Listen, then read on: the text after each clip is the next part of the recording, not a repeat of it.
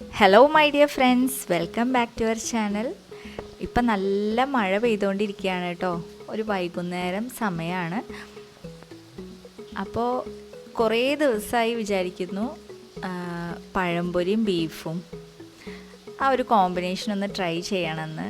അപ്പോൾ ഇന്നിപ്പോൾ പറ്റിയ ദിവസമാണ്. അപ്പോൾ അതൊന്ന് ട്രൈ ചെയ്യാമെന്ന് വിചാരിച്ചു. അതിന് മുന്നേ ഈ ഒരു പ്രൊഡക്റ്റിൻ്റെ റിവ്യൂ ഒന്ന് പറയാം കേട്ടോ.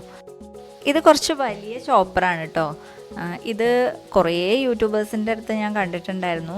അപ്പോൾ അങ്ങനെ ഞാൻ ഒരു 1.5 വർഷം മുന്നേ ഞാൻ മേടിച്ചിട്ടുണ്ടായിരുന്നു ഇതിൻ്റെ ചെറിയ സൈസ്. എനിക്ക് നല്ല ഇഷ്ടപ്പെട്ടു. പക്ഷേ മോളൊരു ദിവസം പിടിച്ച് വലിച്ചത് നിലത്തേക്ക് തട്ടിയിട്ടപ്പോൾ അത് പൊട്ടി. എന്നാലും കുറേ ഉപയോഗിച്ചിരുന്നു കേട്ടോ. പിന്നെ അതിൽ കുറച്ച് ഇടാൻ പറ്റുള്ളൂ. അതായത് ഇപ്പോൾ സബോളയൊക്കെ ആണെങ്കിൽ ഒരു സബോളയൊക്കെയാണ് അതിൽ ചോപ്പ് ചെയ്യാൻ പറ്റുള്ളൂ. അപ്പോൾ ഇതാവുമ്പോൾ ഞാൻ കാണിച്ചു തരാം ഇതിൻ്റെ ഉപയോഗം എങ്ങനെയാണെന്ന്.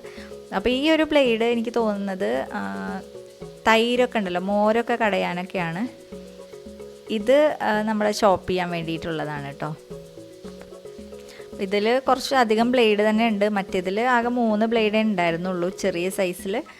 അപ്പോൾ ഇത് കുറച്ച് യൂസ്ഫുൾ ആയിട്ടാണ് എനിക്ക് തോന്നിയത്. ഇത് ബീട്രൂട്ടും ക്യാരറ്റും അതുപോലെ തന്നെ സബോളയൊക്കെ കട്ട് ചെയ്യാൻ നല്ല ഹെൽപ്ഫുള്ളാണ്. അപ്പോൾ ഞാനിതൊന്ന് ചെയ്ത് കാണിച്ചു തരാം.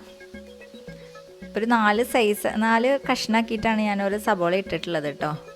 അപ്പോൾ ഇത് സ്ട്രെയിറ്റ് ആക്കി പിടിച്ചിട്ട് നമ്മളിങ്ങനെ വലിച്ചു കൊടുത്താൽ ഇങ്ങനെ തിരിഞ്ഞിട്ട് നമുക്ക് ഏത് സൈസാണോ വേണ്ടത് അത്രയും സൈസിൽ നമുക്ക് കട്ട് ചെയ്തെടുക്കാം. ഞാൻ ഇഞ്ചിയും വെളുത്തുള്ളിയൊക്കെ അതിൽ തന്നെയാണ് ഇട്ടിട്ടുള്ളത്. അല്ലെങ്കിൽ അത് കുറച്ച് കൂടുതൽ ഇടണമെങ്കിലാണ് ചോപ്പായി കിട്ടുള്ളൂ. അപ്പം ഞാൻ ഒന്നും കൂടിയും ചെറുതാക്കാമെന്ന് വിചാരിച്ചു. ഇതിങ്ങനെ കറക്റ്റാക്കിയിട്ട് ഒന്ന് അടച്ചു കൊടുത്താൽ നമുക്ക് എളുപ്പത്തിൽ ഇത് ചോപ്പ് ചെയ്തെടുക്കാൻ പറ്റും. ഞാൻ ഒന്നും കൂടിയും ചെറിയ സൈസിൽ കട്ട് ചെയ്തെടുക്കുകയാണ് കേട്ടോ.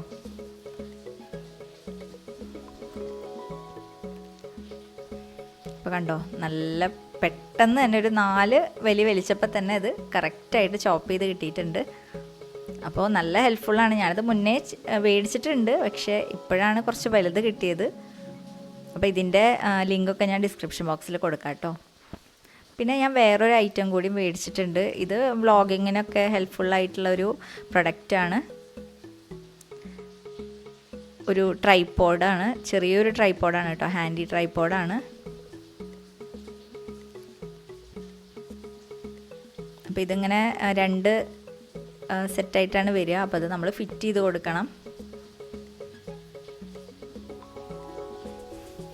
അപ്പോൾ എൻ്റെ കയ്യിലൊരു ട്രൈപോഡ് ഉണ്ട്. അത് അത്യാവശ്യം വലുപ്പമുള്ള ട്രൈപോഡാണ്. അപ്പോൾ ചെറിയൊരു ട്രൈപോഡ് വേണമെന്ന് വിചാരിച്ചപ്പോൾ അങ്ങനെ ഒരു മിനി ട്രൈപോഡും കൂടി സംഘടിപ്പിച്ചിട്ടുണ്ട്. നമുക്ക് കയ്യിൽ പിടിച്ച് കൊണ്ടുപോകാനൊക്കെ ഹെൽപ്ഫുള്ളാണല്ലോ. മറ്റേത് കുറച്ച് വലുപ്പം കൂടിയ കാരണം കയ്യിലൊക്കെ പിടിക്കാൻ ഭയങ്കര മടിയാണ്. അപ്പോൾ അത് കിച്ചണിൽ നമുക്ക് എവിടെയെങ്കിലും വെച്ചിട്ടൊക്കെ ചെയ്യണമെങ്കിൽ അങ്ങനെ ആ ഒരു പഴയ ട്രൈപോഡും, ഇതിപ്പോൾ പുതിയ ട്രൈപോഡ് നമുക്ക് വ്ളോഗിങ്ങിനൊക്കെ വേണ്ടിയിട്ട് പുറത്തേക്കൊക്കെ കൊണ്ടുപോകാൻ പറ്റിയിട്ടുള്ള ടൈപ്പാണ്. ക്വാളിറ്റി പറയാൻ പറ്റില്ല, കാരണം ഞാനിത് ഉപയോഗിച്ച് നോക്കിയിട്ടില്ല. ഉപയോഗിച്ചതിന് ശേഷം ഞാൻ ക്വാളിറ്റി പറയാം കേട്ടോ. അപ്പോൾ നമുക്ക് പഴംപൊരിയും ബീഫും ഉണ്ടാക്കാൻ പോവാം. അപ്പോൾ ബീഫൊക്കെ ഞാൻ ഓൾറെഡി ഉണ്ടാക്കി വെച്ചിട്ടുണ്ട്. ഇതിൻ്റെ റെസിപ്പി ഞാൻ മുന്നേ അപ്ലോഡ് ചെയ്തിട്ടുണ്ട്. അതിൻ്റെ ലിങ്ക് ഞാൻ ഡിസ്ക്രിപ്ഷൻ ബോക്സിൽ കൊടുക്കാം. അപ്പോൾ ഞാൻ പഴം ഒന്ന് പൊരിച്ചെടുക്കാൻ പോവാണ്. അപ്പോൾ ഞാനൊരു ബൗളിലേക്ക് ഒരു 2 കപ്പ് മൈദ ഇട്ട് കൊടുക്കുന്നുണ്ട്.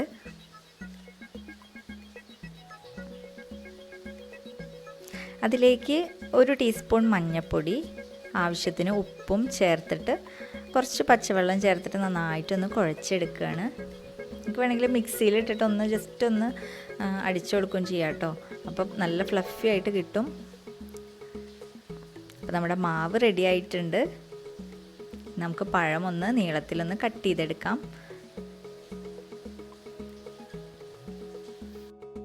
കുറേ ദിവസമായി ഞാനിത് ഉണ്ടാക്കണം എന്ന് വിചാരിക്കണം കേട്ടോ. ഓരോ വീഡിയോസ് കാണുമ്പോഴും ഉണ്ടാക്കണം എന്ന് വിചാരിക്കാറുണ്ട്. പക്ഷേ ടേസ്റ്റ് ഉണ്ടാവുമോ? എന്തായാലും ഒന്ന് ട്രൈ ചെയ്യാമെന്ന് വിചാരിച്ചു ഇന്ന് തന്നെ.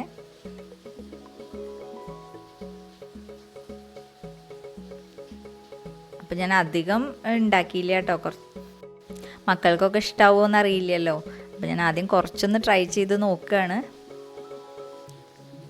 പക്ഷേ അവരുടെ റിയാക്ഷൻ ഞാൻ ലാസ്റ്റ് കാണിച്ചു തരാം കേട്ടോ. അവർക്കൊക്കെ നന്നായിട്ട് ഇഷ്ടപ്പെട്ടു. അവരുടെ റിയാക്ഷൻ ഞാൻ ലാസ്റ്റ് ഇടുന്നുണ്ട്.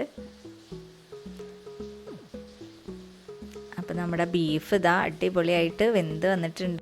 അധികം ഗ്രേവി ഇല്ല കേട്ടോ, ചെറുതായിട്ട് കുഴഞ്ഞിട്ടുള്ളൊരു പരുവത്തിലാണ് ഈ ഒരു ബീഫ് റെഡിയാക്കി എടുത്തിട്ടുള്ളത്. ഇനി ഇതാ പഴം പൊരിച്ചെടുക്കുകയാണ് കേട്ടോ. കുറച്ചും കൂടിയും കുഴിയുള്ളൊരു പാനിൽ വേണം പൊരിച്ചെടുക്കാനായിട്ട്. ഞാനിവിടെ അധികം ഓയിൽ ഉപയോഗിക്കേണ്ടെന്ന് വിചാരിച്ചിട്ട്, പിന്നെ നമുക്ക് ഈ ഓയിൽ ഉപയോഗിക്കാൻ പറ്റില്ലല്ലോ, അപ്പോൾ അതുകൊണ്ടാണ് ഞാൻ ഇങ്ങനെ ചെറിയ ഒരു പാനിൽ പൊരിച്ചെടുക്കുന്നത്.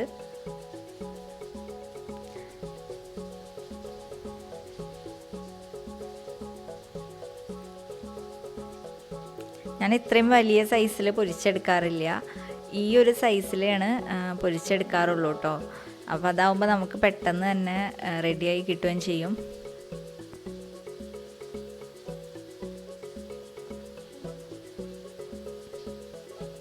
നമ്മുടെ പഴംപൊരി ഇവിടെ റെഡി ആയിട്ടുണ്ട്, അതുപോലെ തന്നെ ബീഫും. അപ്പോൾ നമുക്കിതൊന്ന് കഴിച്ച് നോക്കാം. അപ്പോൾ ആദ്യം മക്കൾക്ക് തന്നെ കൊടുക്കാം അല്ലേ, അവർ കഴിച്ചിട്ട് അഭിപ്രായം പറയട്ടെ. ജസ്റ്റ് ഞാനൊരു കഷ്ണം എടുത്തിട്ട് കഴിച്ച് നോക്കിയപ്പോൾ അടിപൊളിയാണ് കേട്ടോ. നമ്മൾ വിചാരിക്കും മധുരമല്ലേ എങ്ങനെ ബീഫിൻ്റെ കൂടെ കഴിക്കുക എന്നൊക്കെ, പക്ഷേ നല്ല അടിപൊളി ടേസ്റ്റാണ്. എല്ലാവരും ഒന്ന് ട്രൈ ചെയ്ത് നോക്കിക്കോളൂ കേട്ടോ. പലരും ഇതെങ്ങനെയാണ് കഴിക്കുക എന്നൊക്കെ വിചാരിച്ചിട്ട് കഴിക്കാതെ ഇരിക്കുന്നവരുണ്ടാവും. അപ്പോൾ പക്ഷേ നല്ല ടേസ്റ്റാണ്. അപ്പോൾ ഞാൻ മക്കൾക്കൊന്ന് കൊടുക്കട്ടെ. അപ്പോൾ ഇനി മക്കളുടെ റിയാക്ഷൻ കാണാം. അപ്പോൾ ഇത്രയൊക്കെ ഉള്ളൂ ഇന്നത്തെ വീഡിയോ. ഇഷ്ടപ്പെട്ടാൽ നിങ്ങൾ ലൈക്ക് ചെയ്യാനും ഷെയർ ചെയ്യാനും കമൻറ്റ് ചെയ്യാനും മറക്കരുത്. ഇതുപോലത്തെ സിമ്പിൾ റെസിപ്പീസ് കിട്ടാൻ വേണ്ടിയിട്ട് നിങ്ങൾ സബ്സ്ക്രൈബ് ചെയ്യും വേണം കേട്ടോ. അപ്പം ഇനി അടുത്ത വീഡിയോയിൽ കാണാം. Thank you. ഇനി മക്കളുടെ റിയാക്ഷനിലേക്ക്.